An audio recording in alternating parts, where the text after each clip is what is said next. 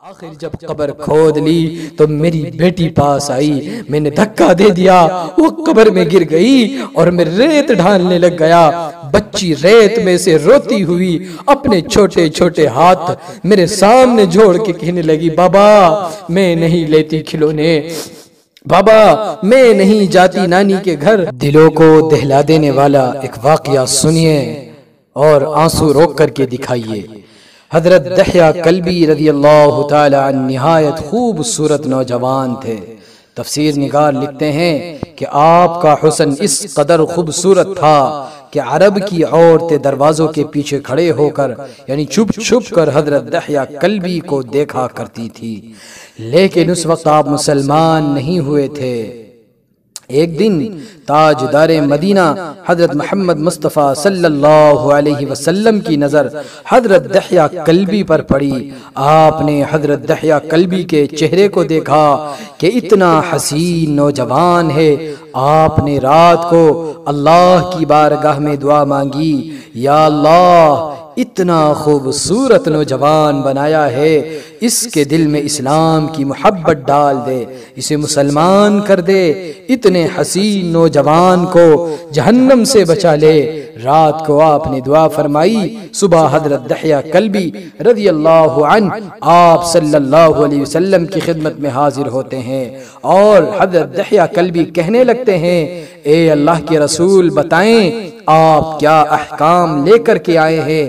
آپ نے فرمایا، میں اللہ کا رسول ہوں اور اللہ ایک ہے، اس کا کوئی شریک نہیں۔ پھر توحید و رسالت کے بارے میں حضرت دحیہ کلبی کو بتایا۔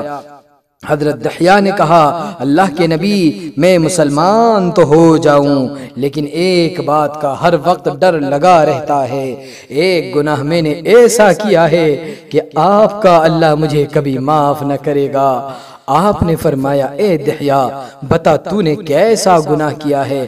تو حضرت دحیہ نے کہا، یا رسول اللہ میں اپنے قبیلے کا سربراہ ہوں اور ہمارے یہاں بیٹیوں کی پیدائش پر انہیں زندہ دفن کیا جاتا ہے۔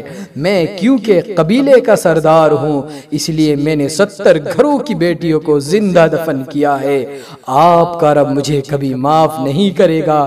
اسی وقت حضرت جبرائیل امین علیہ السلام حاضر ہوئے کہ یا رسول اللہ صلی اللہ علیہ وسلم اللہ سلام کہتا ہے اور فرماتا ہے کہ اسے کہیں اب تک جو ہو گیا وہ ہو گیا، اس کے بعد کبھی ایسا گناہ نہ کرنا، ہم نے معاف کر دیا۔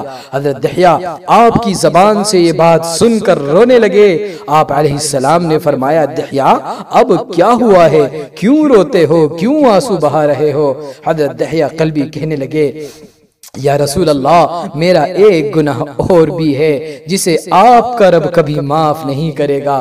آپ نے فرمایا، دحیہ کیسا گناہ ہے مجھے بتاؤ؟ حضرت دحیہ فرمانے لگے، اے بہادر نبی کے بہادر امتیوں ذرا غور سے سننا، یا رسول اللہ میری بیوی حاملہ تھی، پریگنینٹ تھی، مجھے کسی کام کی وجہ سے دوسرے ملک جانا تھا۔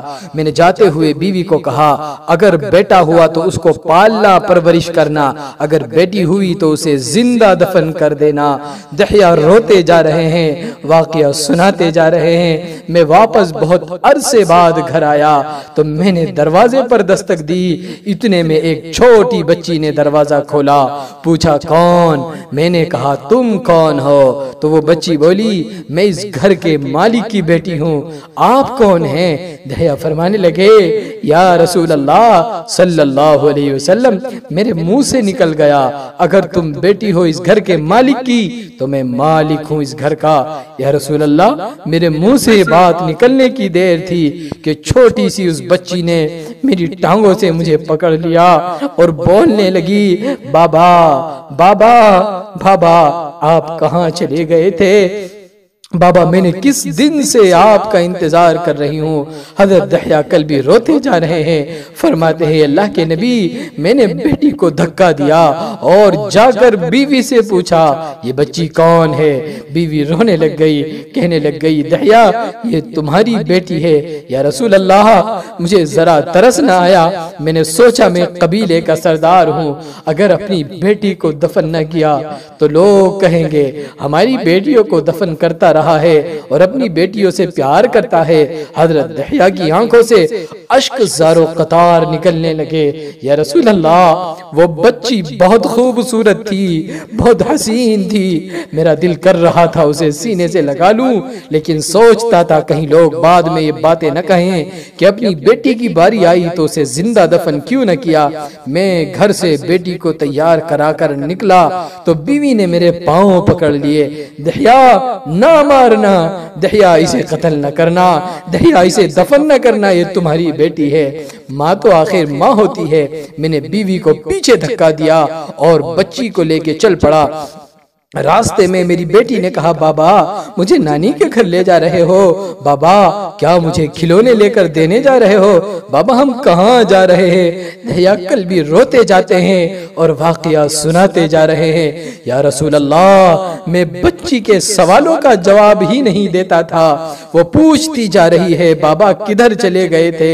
کبھی میرا منہ چومتی، کبھی میرے ہاتھوں کو چومتی، گردن کے چاروں طرف کبھی لپٹ جاتی، لیکن میں کچھ نہیں بولتا۔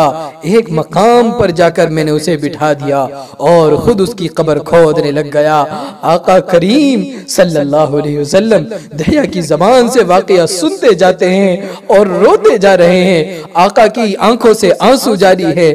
میری بیٹی نے جب دیکھا کہ میرا باپ دھوپ میں سخت گرمی میں کام کر رہا ہے تو اٹھ کر میرے پاس آئی، اپنے گلے میں جو چھوٹا سا دوپٹہ تھا وہ اتار کر میرے چہرے سے ریت اور مٹی صاف کرتے ہوئے کہتی ہے، بابا دھوپ میں کیوں کام کر رہے ہو؟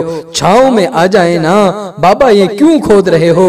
اس جگہ کیا کام ہے؟ بابا گرمی ہے، چھاؤں میں آ جائے۔ اور ساتھ ساتھ میرا پسینہ اور مٹی صاف کرتی جا رہی ہے، لیکن مجھے ترس نہ آیا۔ آخر جب قبر کھود لی تو میری بیٹی پاس آئی، میں نے دھکا دے دیا، وہ قبر میں گر گئی اور میں ریت ڈھالنے لگ گیا۔ بچی ریت میں سے روتی ہوئی اپنے چھوٹے چھوٹے ہاتھ میرے سامنے جوڑ کے کہنے لگی، بابا میں نہیں لیتی کھلونے، بابا میں نہیں جاتی نانی کے گھر، بابا میری شکل پسند نہیں آئی تو میں کبھی نہیں سامنے آپ کے آؤں گی، بابا مجھے ایسے نہ مارے۔ یا رسول اللہ، میں ریت ڈالتا گیا، مجھے اس کی باتیں سن کے بھی ترس نہ آیا۔ میری بیٹی پر جب مٹی مکمل ہو گئی اور اس کا سر رہ گیا تو میری بیٹی نے میری طرف سے توجہ ختم کی اور بولی، اے میرے مالک، میں نے سنا ہے تیرا ایک نبی آئے گا جو بیٹیوں کو عزت دے گا، جو بیٹیوں کی عزت بچائے گا۔ اے اللہ وہ نبی بھیج دے، بیٹیاں مر رہی ہے۔ پھر میں نے اسے ریت میں دفنا دیا۔ حضرت دحیہ قلبی رضی اللہ عنہ واقعہ سناتے ہوئے انتہائی زور زور سے روتے ہیں۔ یہ واقعہ جب بتا دیا تو دیکھا آپ علیہ السلام اتنا رو رہے ہیں کہ آپ کی داڑھی مبارک آنسو سے گیلی ہو گئی۔ آپ نے فرمایا، دحیہ ذرا پھر سے اپنی بیٹی کا واقعہ تو سناؤ۔ اس بیٹی کا واقعہ جو مجھ محمد کے انتظار میں دنیا سے چلی گئی۔ آپ نے 3 دفعہ یہ واقعہ سنا اور اتنا روئے کہ آپ کو دیکھ کر صحابہ بھی رونے لگ گئے، کہنے لگے، اے دحیہ کیوں رلاتا ہے ہمارے آقا کو، ہم سے برداشت نہیں ہو رہا۔ آپ نے حضرت دحیہ سے 3 بار واقعہ سنا تو حضرت دحیہ کی رو رو کر کوئی حالت نہ رہی، بری حالت ہو گئی۔ اتنے میں حضرت جبرائیل علیہ السلام حاضر ہوئے، فرمایا، یا رسول اللہ صلی اللہ علیہ وسلم، اللہ سلام کہتا ہے، فرماتا ہے کہ اے محبوب صلی اللہ علیہ وسلم، دحیہ کو کہہ دے کہ وہ اس وقت تھا جب اس نے اللہ اور آپ کو نہیں مانا تھا، اب مجھ کو اور آپ کو اس نے مان لیا تو دحیہ کا یہ گناہ بھی ہم نے معاف کر دیا۔ سبحان اللہ، قربان جائے اللہ کی رحمت اور محبت پر۔ اس کے بعد آپ صلی اللہ علیہ وسلم نے فرمایا، جس نے 2 بیٹیوں کی کفالت کی، انہیں بڑا کیا، ان کے فرائض ادا کیے، وہ قیامت کے دن میرے ساتھ اس طرح ہوں گے جس طرح شہادت کی اور اس کے پاس والی انگلی آپس میں ہے۔ جس نے 2 بیٹیوں کی پرورش کی، اس کی یہ اہمیت ہے، تو جس نے 3 یا 4 یا 5 بیٹیوں کی پرورش کی، اس کی کیا اہمیت اور فضیلت ہوگی۔ بیٹیوں کی پیدائش پر گھبرایا نہ کرے، انہیں والدین پر بڑا مان ہوتا ہے، اور یہ بیٹیاں اللہ کی خاص رحمت ہے۔